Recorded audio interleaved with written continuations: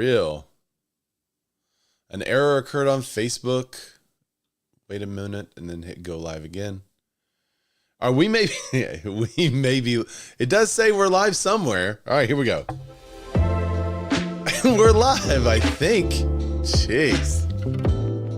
Welcome to another episode of This Week in Real Estate, hosted by yours truly. I'm Ray, a bearded man of real estate. And we are broadcasting live Wednesday, December 11th, 2024. And we've got scandals. We've got condos on cliffs. And are buyers really coming back to the market right now?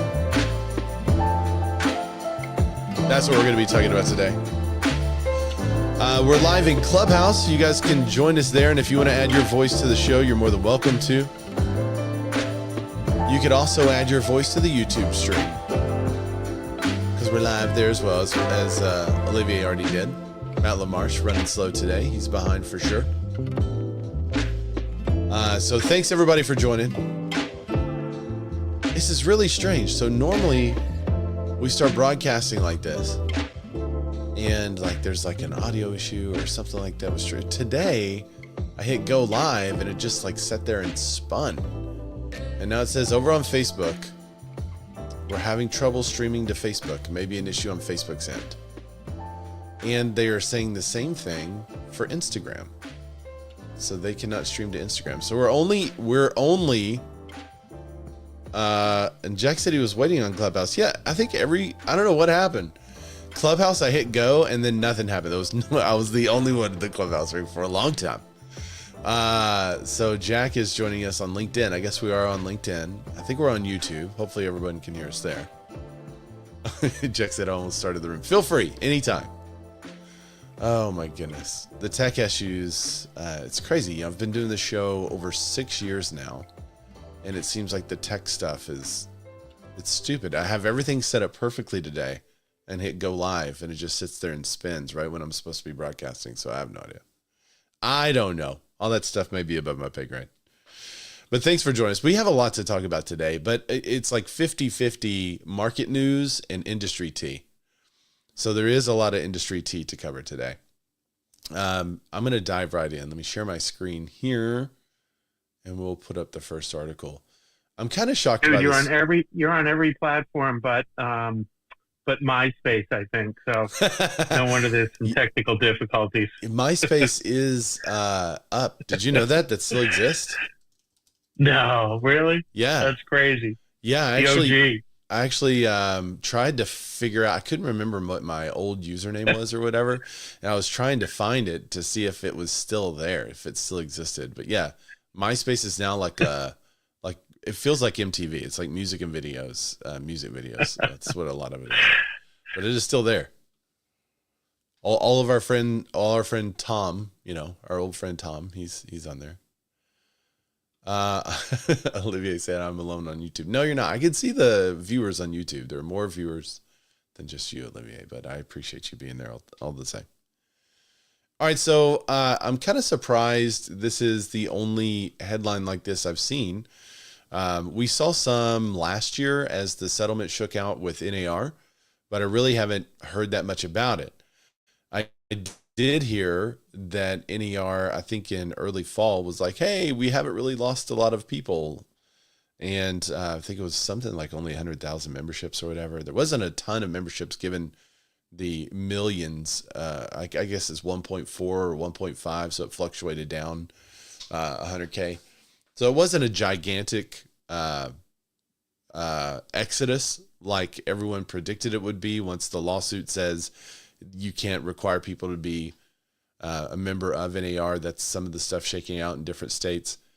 But Realty One Group allows Phoenix area agents to leave NAR. And so that's what I think you're going to start to see a lot of, is that it's going to be a state-by-state breaking from NAR in those states where you're not required to be in NAR in order to function as a real estate agent. It would be very difficult in Arkansas for a real estate agent to make it without being a part of NAR, because you just don't have access to the MLS. So until that decouples, we'll see. As more agents and brokers increasingly question the merit of the National Association of Realtors three-way agreement with the state and local realtor association, another major real estate brand has announced more flexibility to agents who no longer wish to be NAR members. They announced on Tuesday a newly established program through which the Phoenix, Arizona-based real estate agents at the franchisor can choose to opt out of NAR membership.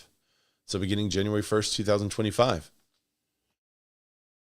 And this is kind of one of my issues with their membership report, because they reported that, hey guys, not very many people have left NAR. We're still there. It's still relevant.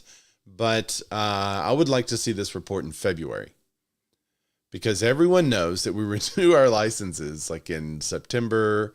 We renew the state license here, and then you have to, by the end of the year, renew your board dues for your state and local board and NAR. And if you don't, they'll give you like 30 days to do that without a penalty, or with a late payment, and then you're pretty much out. So I would like to see a membership report in February or March from NAR and see what that says, because I think what that's going to say is, yeah, we've lost a lot of people now. There are several major brands that are allowing their agents to back out of the NAR in various states that allow it, or in various areas that you can function like that. So Phoenix Realtors announced the MLS choice in November as more real estate companies reached settlement agreements in the class action antitrust lawsuit against the industry players. And more agents and brokers have pushed back against the status quo of the three-way agreement. This quote is, go ahead. Sorry.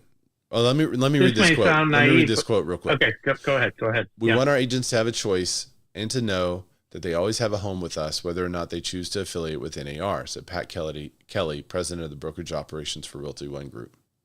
All right, go ahead, Jack. Why do certain MLSs require NAR membership? And that may sound naive, but MLS PIN is private, and therefore you do not need to be a member of NAR. Ours is not private. I don't know the origin of why not. I think it was started by realtors and the board. And so because it was started by them, it's like maybe in part owned by them. I don't know what the corporate structure is still, but it's just always been that way here. Status quo. Yeah. That's why I phrase it like that. It's exactly what they're saying they're tired of. But yeah, it's just the way it has been is the way it currently is still. I don't know if that's going to change anytime soon here either. I mean, I reach out to the MLS a lot and ask questions, and the president of the MLS, and they're really sweet to answer my questions because I have a lot of them.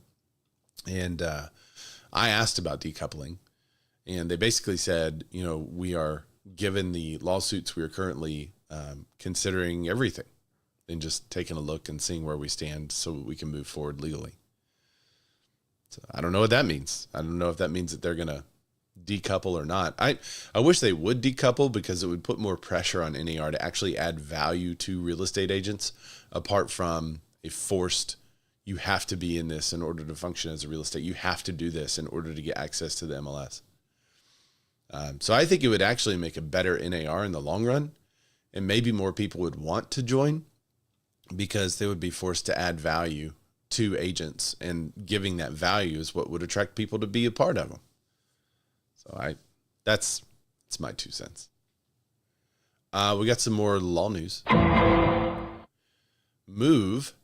This is Move Inc. Realtor.com. Let me share that up. Move transfers fake leads lawsuit to federal court. 4 months after, 7 realtors filed a class action lawsuit against Realtor.com parent company Move for the alleged sale of the unvetted and fraudulent leads. The defendants have moved the suit to the federal courts. In an 8-page notice of removal filed Tuesday, Move's counsel said they moved the lawsuit from Los Angeles County Superior Court to the U.S. District Court for the Central District of California due to the 2005 Class Action Fairness Act that states federal courts have original jurisdiction over the class action suit when 3 benchmarks are met. The plaintiffs are citizens of different states than the defendant. There are at least 100 members in the punitive class, and there's an amount in the controversy exceeding $5 million. 6 of the 7 plaintiffs reside outside of California and Delaware and are not citizens of California or Delaware. So yeah, they got to move to federal court. I guess they're doing this because they know it benefits them, or maybe it's just a proceeding that they have to do. I don't think they're forced to do this. I think it's maybe their option to move it. But they did move it. As plaintiffs allege, Move Inc. and Move Sales Inc. are each citizens of both Delaware and California, providing corporation is a citizen of any state by which it is incorporated. Let's see. As for the punitive class alleged damages benchmarks, Move's counsel said in the suit that it meets both, and it covers any real estate agent that used Move's lead generation service within the past 4 years. That's me.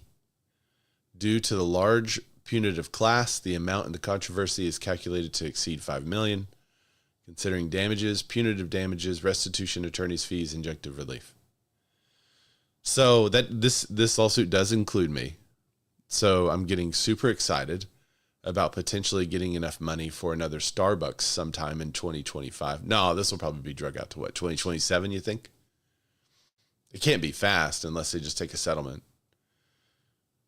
Without conceding any merit to the plaintiff's allegations, causes of action, or claims of damages, restitution, and attorney's fees, the amount placed in controversy by plaintiff's complaint satisfies CAFA's jurisdiction threshold. So they're saying we're not admitting to anything, but this is where we have to do it. I think that's about it. We'll keep tabs on it. I don't know the strategic move. I'm not smart enough to know all the legal beagle stuff that some of you guys may know. Hillary says, "Fear not, Olivier." Sing it in Michael Jackson's voice. You were not alone. There you go, Hillary. She's there. Slow comments on YouTube today. No offense for the YouTube viewers, but I'm still not on Facebook. It's still not broadcasting on Facebook nor Instagram. So there must be something wrong with Meta today. He said, my ears. Yeah, you're welcome, Canadian. All right, so speaking of fake claims made by real estate portals, the truth about traffic, Homes.com self-reported traffic as analyzed by Mike Delpreet. The interesting thing about this traffic. So, all right, here's a little backstory. Homes.com really starts to ramp up their marketing efforts. They have this product. Oh man, what was that product? It was HomeSnap that a lot of agents were using for showings around the country. CoStar, I guess they buy HomeSnap, or maybe they were already part of HomeSnap, or they buy Homes.com and HomeSnap, or maybe they were already part of them. I don't know. Anyway, CoStar says we're going to kill HomeSnap, and you could still, if you're an agent, use Homes.com's scheduling service to schedule showings, but you have to go through Homes.com now, which is a nightmare, honestly. It's like so many clicks. So now you have Homes.com that was super focused on getting as many people to the website as possible. One of the ways they did this, which Christina Smallhorn, Krista is on my, by the way, Krista, happy birthday. Happy birthday to Krista. Everyone say happy birthday to Krista. She'll be listening to this later on the pod. But Christina Smallhorn pointed out that Homes.com was using agents' names as search results. So if you type in, at the time, if you typed in Ray Ellen, then you would get into YouTube, then you would get this like little video kind of, it looked like a video ad, but it wasn't. You click on that and it goes to Homes.com and it's my profile on homes.com, whether I had a membership or not. Just any real estate agent that was on the roster in any MLS. So if I became a really good YouTuber and someone was searching for, thanks, Patrick Ellis, Ellis Home Section says, happy birthday. If I became a really good YouTuber and had a really popular name, then homes.com was buying ads with my name. Even if you weren't a popular YouTuber, actually, just anyone, but this is more maybe impactful for those who were. So anyone who searches YouTube would be directed to click on this. It looked like a channel. It looked like my YouTube channel, but it wasn't my YouTube channel. It was a homes.com ad. I reported it actually on Broke Agent Media. I wrote an article about it, kind of broke the news there after doing some investigation. And the president of homes.com reached out to me and said, this was not intentional. Apparently, according to them, they had uploaded all of their database to Google Ads, and that it was supposed to look at everything on their website, and the AI was supposed to create ads, but they did stop it. So that supposedly is not happening anymore. But this was part of their effort to get as many people to their website as possible, was uploading all the data they had to Google, letting them crawl it and everything, and then starting to run ads with any data that it could scrape from the website. So homes.com numbers really start to skyrocket as they are reporting on the news, right? They're saying, hey, look at all this stuff. And then ads. The president, CEO of CoStar and homes.com is reporting these massive gains. I think if you're a real estate agent in the country, you got a mailer that had their claim of like, we just hit 1 billion in traffic or what. I can't remember the exact claim, but it was some crazy number like that. It was this fold out and had like moving pieces, a very cool mailer, very well done. It had to be like $10 a mailer. Like it was nice, but I got 2 of them. So, and they were trying to get real estate agents because quote unquote, they don't sell leads. They're trying to get real estate agents to use their website to advertise their listings. So they're trying to increase their traffic. If we can create a place where everyone likes to go, then more real estate agents will pay us to feature their properties there. So they start making claims about taking over number 2 or number 1 or something like that. I can't remember. And then they got sued. And the lawsuit was, you're using different numbers for different people. Hey, I am over on it. It did add me to my personal Facebook page. It just sent me a notice that says I am now live over there. So I don't know what is going on with that. So weird. All right. Sorry. Squirrel. So homes.com gets sued by, I think it's Realtor or Move, saying, nah, you're lying about your numbers, using different numbers for you than you use for us. And if you use the same numbers, then it's different. All right. So fast forward a couple of months later, I think the dust kind of settles on that. Homes.com said they would stop saying that they're the leader in traffic and they would start using a different number, but they're still self-reporting numbers. Enter Mike Dupree. The truth about traffic. CoStar's Homes.com claims to be the number 2 portal based on traffic, but there's a significant discrepancy between its self-reporting numbers and third-party traffic measurement tools. They're reporting about 3 times higher than ComScore, SEMrush, and SimilarWeb. So their self-reported traffic is 3 times higher than actual. Why it matters. Real estate portals derive their power from traffic. That exposure is what they use to sell agents, which we just talked about. All 3 independent third-party traffic measurement tools, ComScore, SimilarWeb, and SEMrush, show Homes.com's traffic is significantly lower than self-reported numbers. This is common across all the portals. The key is the ratio between the third-party tools and the self-reported traffic numbers. So basically, Homes.com, I think you said this, like everyone self-reports differently. And that is true. But look at the average discrepancy in self-reporting.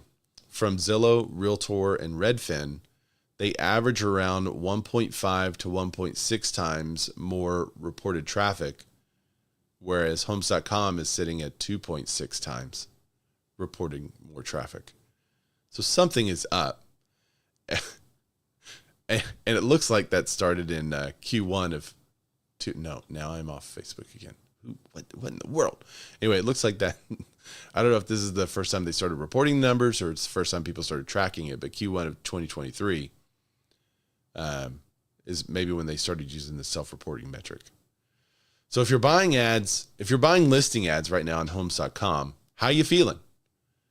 I mean, this is, I use it to boost listings, but now I'm like, well, why am I doing that? Because these numbers are also way off. I also went through every single one of the leads I've ever received from homes.com in the last year, and not any of them have closed. And I know they, quote, don't send you leads, but you market your listings on there and, people inquire about it and will send a lead. So why am I marketing my listings on there if nobody's inquiring about it who can actually purchase? So dig deeper. It's not just ComScore. Self-reporting traffic on all other major portals about 1.8 times higher than what's reported by SimilarWeb, compared to 3.2 times for homes.com. ComScore's tracking shows homes.com is fourth place behind Redfin. There's massive traffic increase peaking September of 2023, but the portal fails to consistently beat Redfin, let alone challenge the leaders. Homes.com's traffic increased 7 times between 2022 and September of 2023. This is what we were talking about. It increased. So it's huge spiking growth. And part of me thinks that was still agents trying to use homes.com as a resource to find property information and show properties or something like that. According to homes.com, its listing analysis for another property with 1.17 million views, it turns out that 1.14 million or 98% come from the property search page. So the number of views for the actual listing is 2,834. So in other words, these total views right here on the example. So it's showing an example, which you guys can go to homes.com and see these examples. You see the total views for 4.1 million, basically is what it is. And you see the agent. What's up, Dennis? Dennis Chernov at the agency. He has a nice $2.8 million listing. It's been viewed supposedly 4 million times. But this is how many times it's appeared in search. And I wonder if this also includes whenever you go to the homes.com website and they kind of force some listings there at the top, just so you can see some stuff. I bet they count that in the total views too. So most other websites would call this a search impression, or they wouldn't consider it a view. So the number of views for the actual listing is 2,834. It's talking about it's talking about a different one that had about 1 million views. While interesting, that doesn't account for homes.com self-reporting discrepancy. Total breakdown, a views breakdown of where shoppers are viewing your listing. Property search page is, of course, most of it. Retargeting ads. So they are buying retargeting ads for real estate agents that are purchasing space to market their listing on homes.com. I have seen some of those retargeting ads around. I've only had one person ever mention one of those retargeting ads, and I've never received a click-through on those retargeting ads. So if they are buying retargeting ads for me, I don't know where those leads are going. Retargeting ads, about 20,000. So of the 1.1 million views that this property, quote-unquote, had, or of the 1.17 million views, 1.14 million were on the property search page. The retargeting ads were 20,000. The detailed page views, 2,834. And for me to get 20,000 impressions on a property, on a social media or something like that, I have to pay around $250 or so to get that many impressions. That doesn't mean that's how many people actually go to the page. If I want people to actually go to the page, it's, I don't know, sort of roughly 10 times that. Property listing pages, only 2,231. And then it goes from there. So these portals are like window shopping, right? And yeah. And what, what actual return do they give to the last mile, if you will? I took a listing last week. 20, I build an individual property website with the address. I share it out on social media to agents, to my social media, and I get 2,500 hits, and that's money. How do we extrapolate that from these massive hit numbers? And by the way, I will say I think Mike Del Prete is one of the best things that's happened to us for data. A disruptor that stuck around. That I see it as only window shopping, and their counts only give them better tools to go out and try to show themselves to real estate agents. Yeah, they are, how can I phrase this eloquently? They are using traffic data that either a non-serious or non-experienced agent would use in telling their client how much activity a home has had. That's how they're using the traffic data. So a non-experienced or maybe a unscrupulous agent would say, oh, your home has been viewed 80,000 times. When you look at the data, no, that's how many times your YouTube pre-roll appeared in front of people, but they didn't actually see the house. They hit skip ad. Or, that's how many times you have paid to have that placed in front of somebody, but they scrolled past it. And one of the big problems with the volume traffic chasers is that they don't care who sees the ad. So when I did a lot of research on the YouTube pre-roll ads and buying ads on YouTube for my listings and things like that. And one of the things I kept running into was I was asking myself the question, is it worth it for my listing ad to get a full play on a large screen television inside of a home if it was between two Coco Melon episodes? Who's watching Coco Melon and is not paying enough attention to the TV to hit skip ad?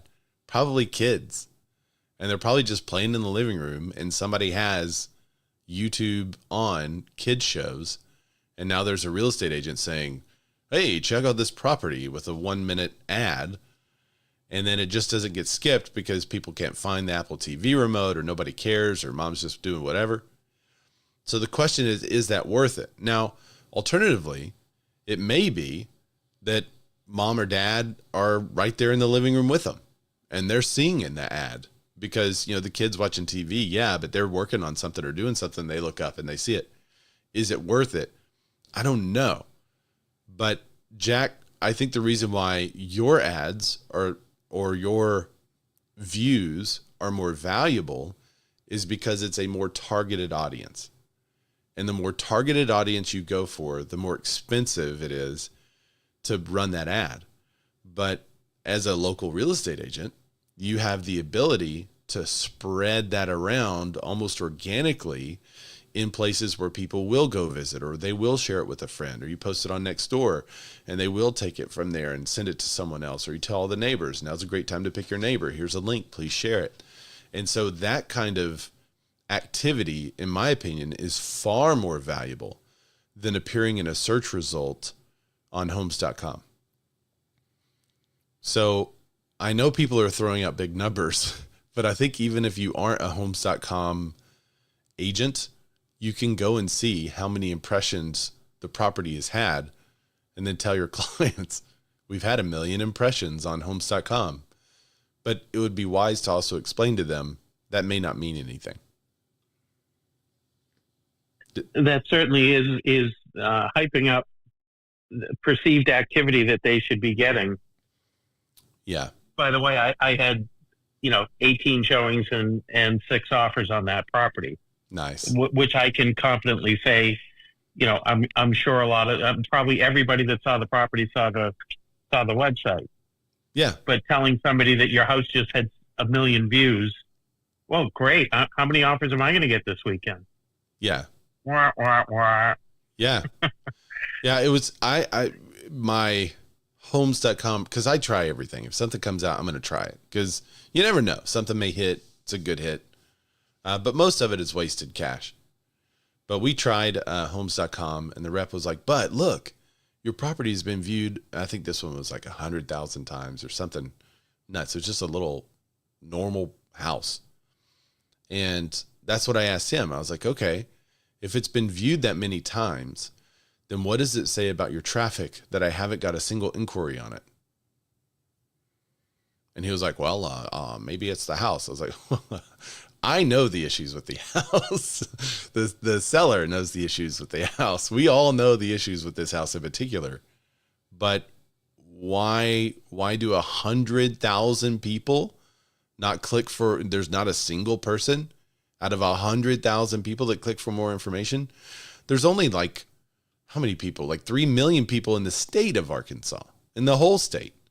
So in the middle, like in this city in particular, 100,000 was more than the number of people in the city.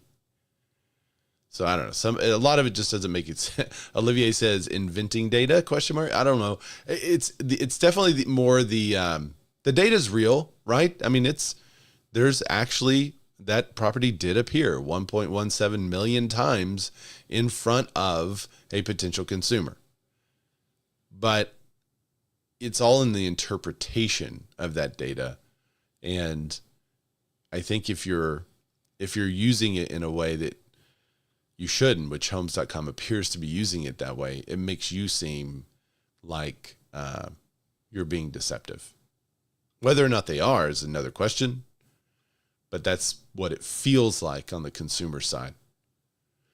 At the end of his article, Mike Delpre says, so listen, in the past of claims that homes.com was the number 2 based on traffic, which is true, but that claim requires an important qualifier. It's based on self-reported traffic. It's becoming quite clear that the growing discrepancy between homes.com self-reported traffic and multiple independent traffic measurement tools.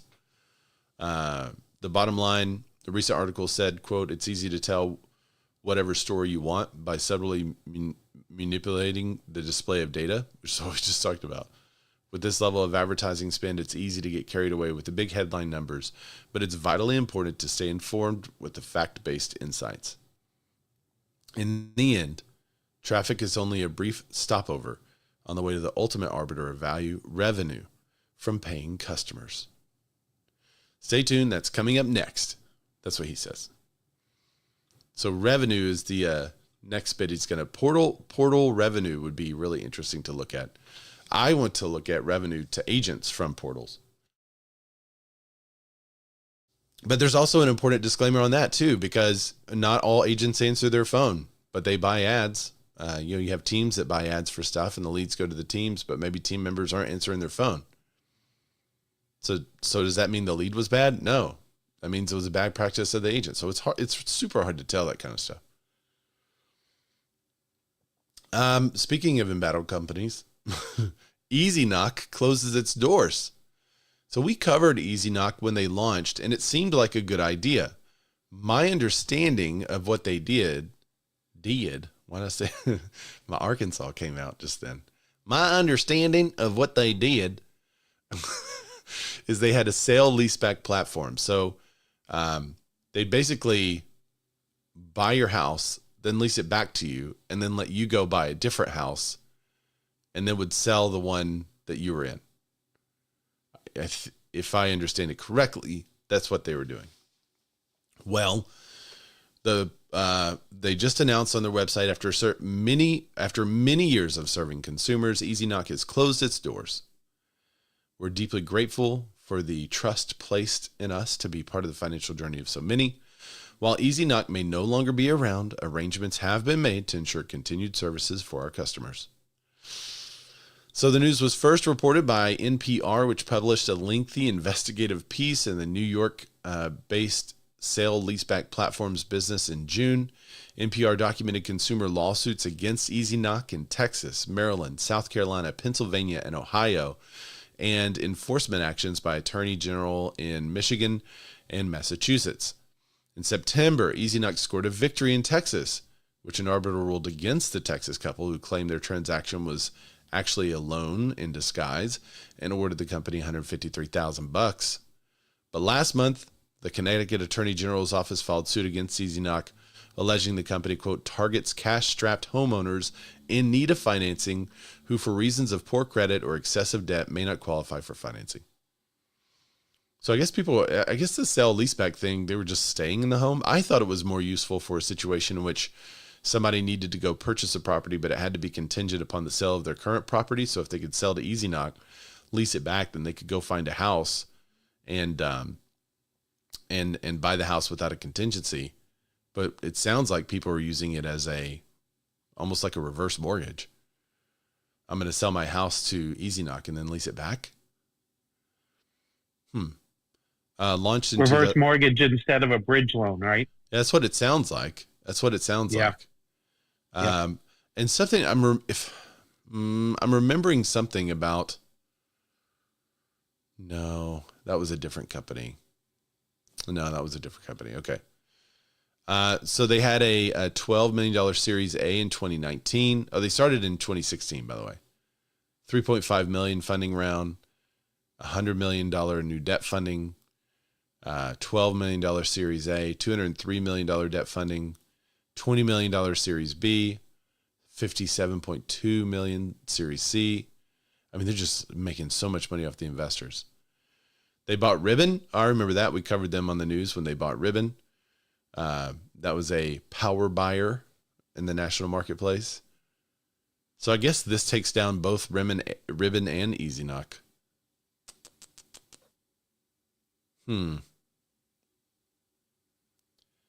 Tim, so these are Facebook comments. Tim Mock said, I had a couple of seller clients who benefited significantly by using EasyKnock during the pandemic. Their homes continued to appreciate significantly between the time they signed the contract with EasyKnock and the time I sold their home. Then someone else said, Lauren Fox said, I have a client who is in a leaseback deal with EasyKnock. Well, they said in the article, Lauren, that they're making arrangements for their current customers. So there you go. We have Morty. Jason Oppenheim identified as the mystery broker in a kickback plot. I need a dun, dun, dun. Do I not have one of those? Oh, I definitely have to get a dun, dun, dun sounder on here because that would be super useful. Instead, I'll just play this. I'm out, Craig. What's up, Susan? All right, so Douglas Edelman accused escrow employees of concocting a commission sharing scheme with the star of a realty television show, but stopped short of naming Oppenheim. So basically, the guy was taking 20%. The well-known broker, according to the source close to the investigation, is the founder of Oppenheim Group, star of the Netflix reality series Selling Sunset. I've never seen those shows, actually. Selling Sunset. I'll have to do a reaction video checking it out.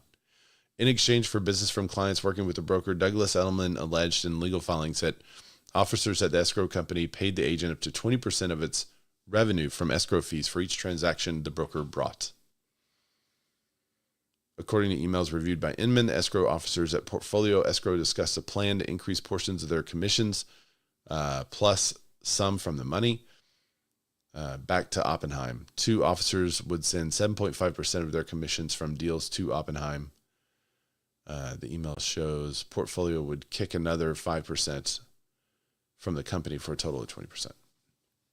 So Oppenheim doesn't deny he was involved in it. He said whatever this particular structure was for that period of time did occur, but it's something that once I was advised shouldn't be engaged in, I didn't and haven't received anything before or since. Huh, wait, hold on. I didn't receive anything before or since? That sentence doesn't make any sense. When I read this in prepping for the show, I missed the before. But it's something once I was advised I shouldn't be engaged in. I didn't and haven't received anything before or since. So he never received the money? Is that what he's saying? Maybe it was a plan to pay him, but it never, I don't know. Douglas Elliman saying he did it.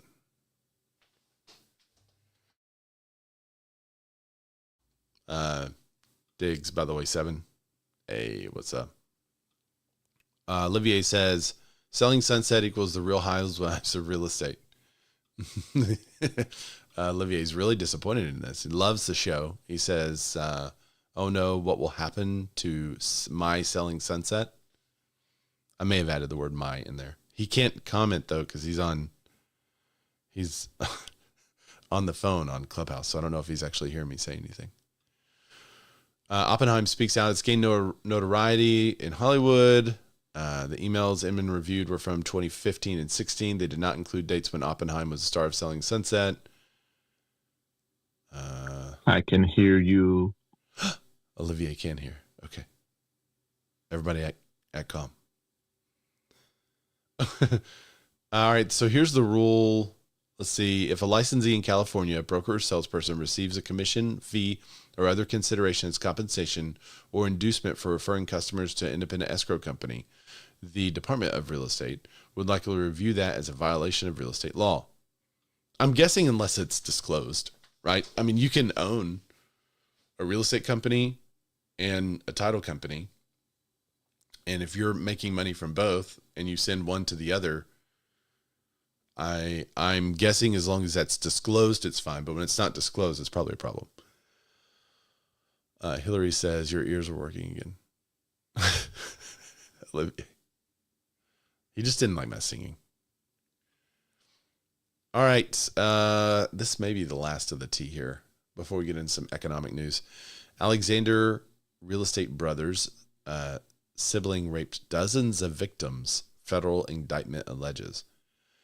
Now, this is significant because this is not just on Inman or Broke Agent Media. I'm not saying that something on there is not significant, but this is in mainstream media. This is on CNBC, which is interesting. Federal prosecutors accuse top real estate agents Tal and Oren Alexander and their brother Alon of drugging and raping dozens of victims for over a decade. The brothers were arrested in Miami Wednesday on sex trafficking charges related to the alleged assault. They face charges of conspiracy to commit sex trafficking of a victim by force, fraud. I'm broadcasting on YouTube. There's probably words I can't say, but this is news. So I don't know. Hopefully they won't hurt the channel. Because I know people don't say DV. They say the DV instead. All right, the U.S. Scheduled a press conference. Several women have previously filed suits in Manhattan. Attorney for the plaintiff says, we're glad to hear that there will finally be some measure of accountability for the Alexander brothers and justice for their many victims. Dang. We applaud all survivors who have had the strength and courage to speak out about their unimaginable experiences after years of pain and suffering. It's terrible. So we covered that when it first broke. It seems like forever ago. When that news first broke, but there's the update. Is that today? Miami on Wednesday? Yeah, today is Wednesday. That just happened today.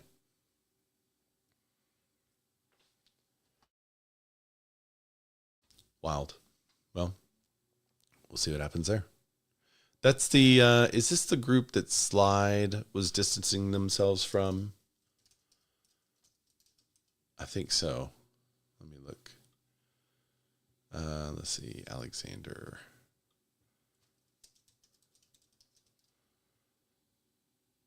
Slide files restraining order against Alexander Brothers. Yeah. That was November 8th. Slide sues Alexander's. That was October 15th. Yeah. So this is that group. Crazy, sad. All right. Let's look and see what's happening in the actual housing news. It's been, here's a local report for those of you in Arkansas or that are referring people to Arkansas. The market does seem to be coming back a bit here. It seems like a lot of people were waiting on the election. We've had several people come back into the market, ready to just go ahead and get their house on the market for whatever reasons. They're moving and whatnot, not waiting on the holiday. And there's a bunch of people that are like, yes, after Christmas, we're going to really ramp up this search. So super curious to see how it all plays out. Hey, Facebook folks, if you're there, I'd love for you to say something because it is showing that I'm now broadcasting on our Facebook page This Week in Real Estate, but I'm not broadcasting on Instagram still or my personal Facebook page. So still confused on exactly what's happening. All right. Speaking of local reports, Olivier's here. He said Canada. Oh wait, that's the wrong. Bam. Bank of Canada cuts by 0.5 point to 3.25% and eyes a slower pace.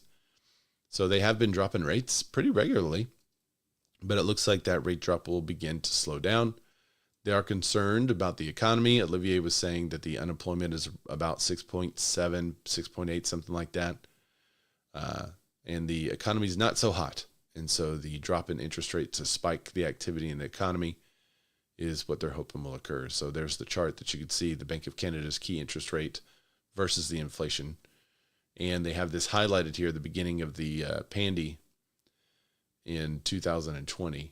And you can see that inflation dropped way down, but the rate was just 0.25% forever. So it recently got as high as 5% in 2024, and then has been stair-stepping down in a drop. But this is one of the larger drops on the list. So we'll see what happens in Canada. If you're watching from Canada, drop in the comments, say hi, connect to our other Canadian viewers and listeners. I get a lot of DMs from Canadians on Instagram. My Instagram is Razorback, RAYZORBACK, who are checking out the show. So I appreciate you guys checking out the show. But if you want to participate during the show, every Wednesday, you can talk to others like Olivier, who said, Canada, the 51st state. He's super excited. I swear, man, people, what Trump did to Trudeau was hilarious. I mean, really funny. He's basically saying, hey, if you're going to take $100 billion, why don't we just make you all the 51st state? I mean, it's pretty clever because from what I know. You know what's interesting about that? Yeah, go ahead. The only reason he says we're taking money is because we're making more money because we're selling our oil cheap, our oil sand from the West cheap. Okay. I mean, if you want to pay more for it, we'll be more equal. I mean, his comments are like very funny.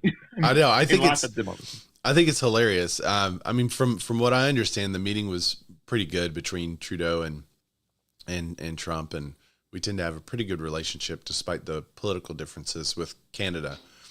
But it is funny because he wants to level the playing field a bit more. He wants to increase our tariffs. If there's tariffs on our stuff going in, then it's tariff on your stuff coming here. And it does make money. It makes a lot of money for countries.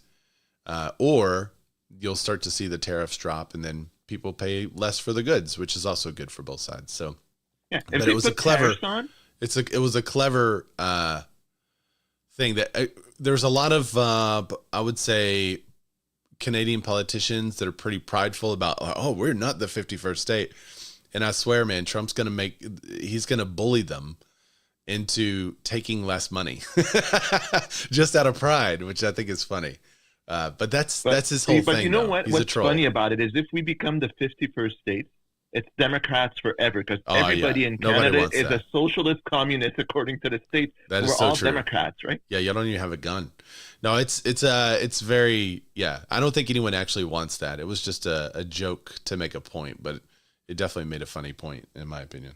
We do a little trolling. It's called we do a little trolling.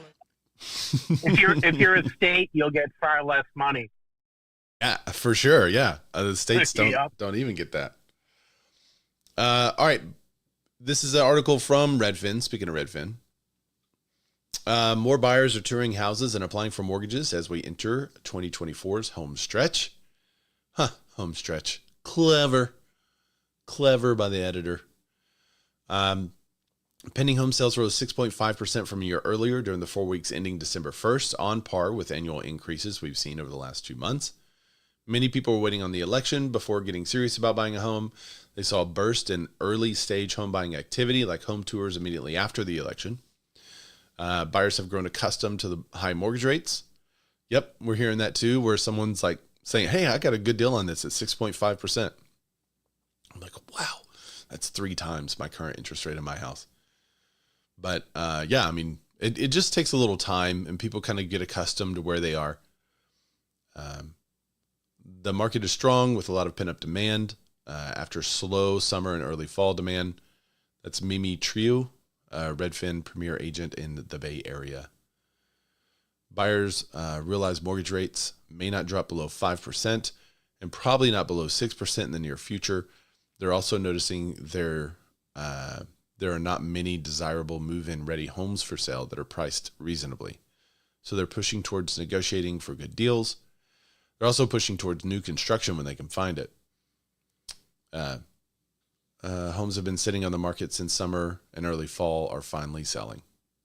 Yeah, because they're finally priced right. In our market, I don't know about you guys, but in our market, there's roughly a 6 to 10% price drop after the first 30 days a home's been on the market.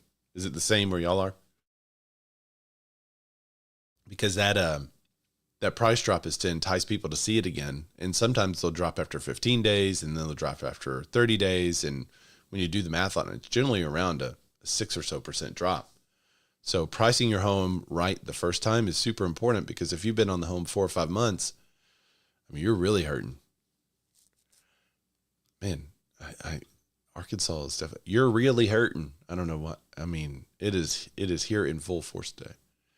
Mortgage refi demand surges 27% as interest rates drop for the 3rd straight week. We talked a little bit about this last week, and it is again happening this week. Interesting that refis are happening. The theory was that maybe people are refining the house to then pay some unsecured debt like credit cards, especially now that it's close to Christmas. You do a little refi, pay off the cards, then put Christmas on the cards. Hopefully people are not doing that, but maybe they are doing that.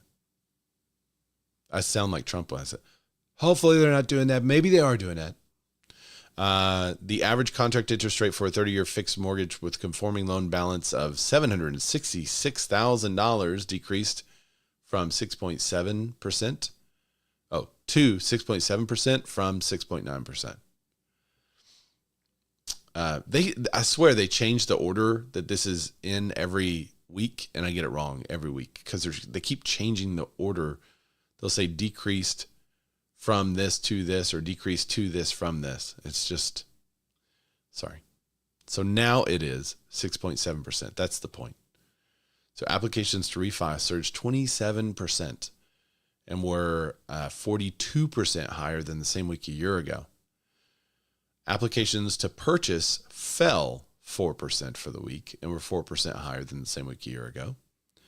So we are higher than last December, but last December was slow all around the country. But we are still low compared to the previous week. Purchase applications remain relatively strong and have shown annual gains, but 1 week in the past 3 months. In addition, lower rates, purchase activity continues to be supported by sustaining housing demand, and inventory continues to grow gradually in many markets. It's Joel Kahn, MBA economist. All right, we have 3 more articles. I'll let you guys out of here. We've talked a little bit about this one already, so I'm not going to camp on it very long. 2024 local election results show voters are willing to spend big on affordable housing. Funny headline. Definitely got me to click on it because I said that doesn't make sense. Spend big on affordable housing. Hundreds of millions in bonds approved to fund affordable housing. In Charlotte, voters passed a $100 million bond measure for affordable housing construction and maintenance. As rapid growth puts pressure on the market. In Baltimore, voters approved $20 million in bonds to support acquiring, building, or managing affordable housing. Rhode Island made one of the most significant investments in housing, approving $120 million in bonds to boost the supply of affordable housing. So, wrong button. So we are seeing, basically what they're saying is that voters are willing to spend big. Everyone as a whole wanting to issue bonds, but individuals don't want to spend that much. They still need the affordable housing. So then it goes through the California as a mixed bag on rent control and affordable housing. Prop 33 failed, keeping stricter rent control off the table. Prop 5, which would have made it easier to pass affordable housing bonds, also failed.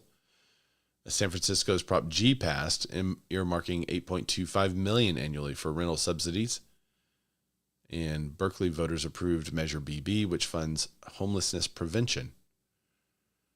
In Los Angeles, a Measure A passed, increasing sales tax in quarter cent to half cent, directing funds to affordable housing. Denver and Hoboken, New Jersey missed opportunities. Those failed. And the takeaways was to focus on supply, not restrictions, which I 100% agree with this take.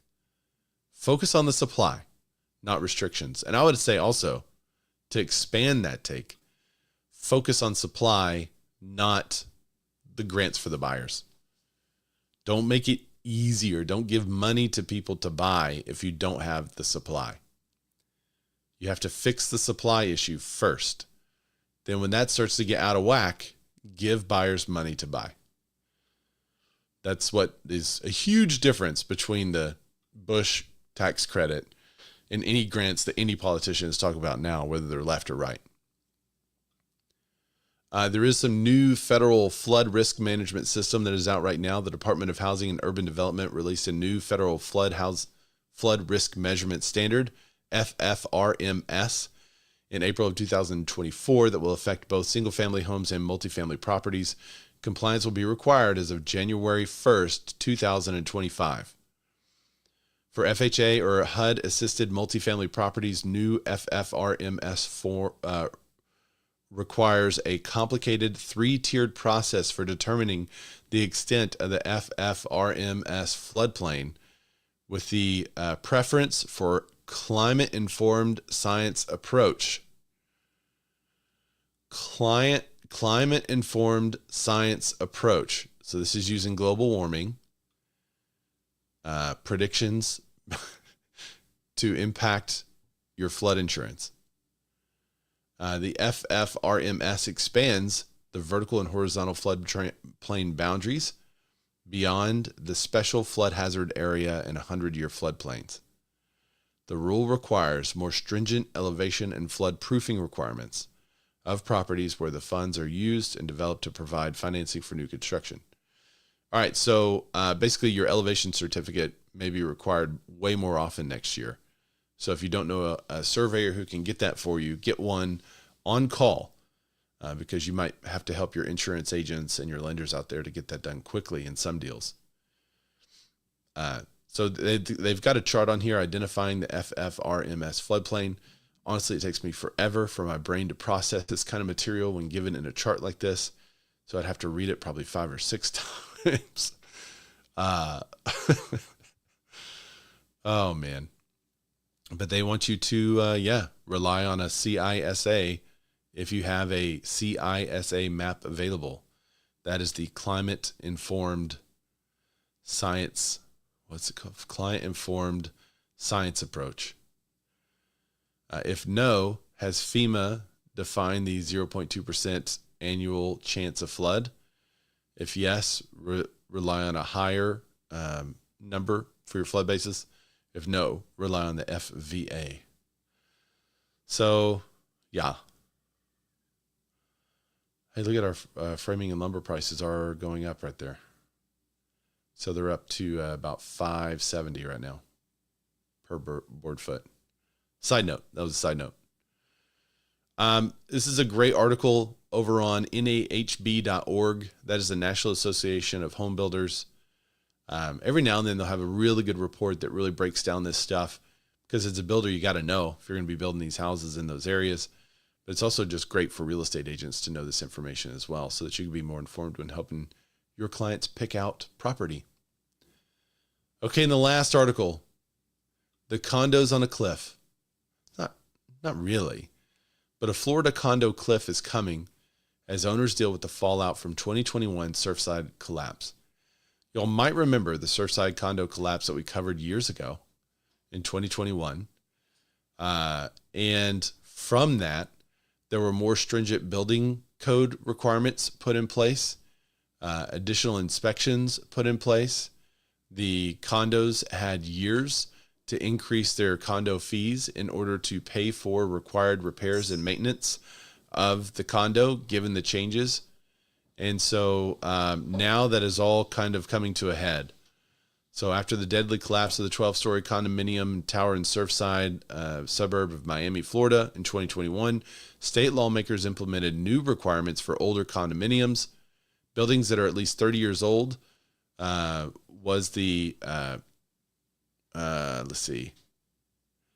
They have to undergo inspections, make repairs, gather reserve funds for future maintenance, and the deadline is the end of this month. So with inspections now underway, the bills are coming due. For some associations, the cost is millions of dollars. And the condo owners, many of whom are retirees on fixed incomes, are in the hook. Roughly 1 million units are subject to the capital-intensive rules. Some owners are hoping to sell their units rather than comply. Others are walking away. Still others are looking for investors to bail them out. I'm surprised there's not a loan program for this specifically that would take this millions of dollars and stretch it out over the next 10, 15 years, 20 years, 30 years, and add it just as a monthly bill for what the condo association is paying. I'm real shocked that there's not something like that already in place, because they've had years to come up with it. So this guy, Peter Zaleski, he's the founder of Miami-based real estate consultancy Condo Vultures. He calls it a condo cliff. He said, "I'll compare it to what we saw during the Great Recession, which was effectively zombie buildings. These units where small minority are going to have basically bare. Oh, I'm sorry. Let me reread this. These are the units where a small minority are going to have to basically bear the cross or pay for everyone else who's not able to pay, whether they can't or they choose not to pay." According to, basically saying there's going to be a small number of units that are going to be required to pay for everyone in order to keep their unit, even those who can't pay. According to his count, in South Florida, including Miami-Dade, Broward, and Palm Beach counties, 3/4 of the condo units for sale are more than 30 years old and subject to the new rules. In the usually busy summer season, sales were 21.5% year over year, down, and the average price was down 2.4% in the third quarter of this year. Active listings were up 60% from the same period of the year before. So yeah, are any of you in Florida now? Drop it in the comments and let us know what's happening in Florida.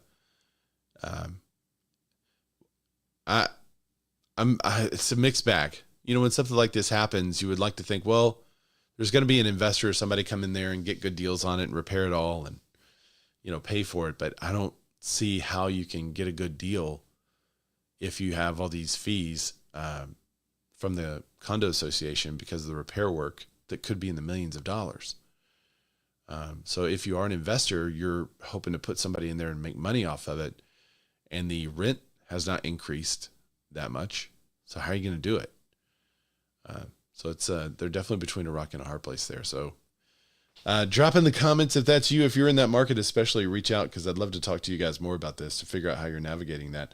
I have a feeling that that could be something that happens nationwide to older homes that are maybe in those CISA mapped areas in the future, where they require homes to do a certain amount of maintenance if they want a mortgage that's backed by the Fed. It's a prediction. Maybe we'll cover that next week on the prediction show. And that is next week, by the way. Show number 300 And it is our prediction special. If you want to appear on the prediction special, reach out and let me know. That is where we have some of our listeners come on. We review the predictions that we made last year during the prediction special and see how right I am. And even the bold predictions. And we will also make predictions about what is coming in 2025. And if you're a commenter, or if you're on Clubhouse, or if you're appearing live, you're included in the predictions. So you guys can throw your predictions out there and then watch next year and see how accurate you were. So thanks everybody for dropping by. Find me on Instagram, Rayzorback. That's RAYZORBACK. And I'll see y'all next week for show number 300. Hopefully everything works.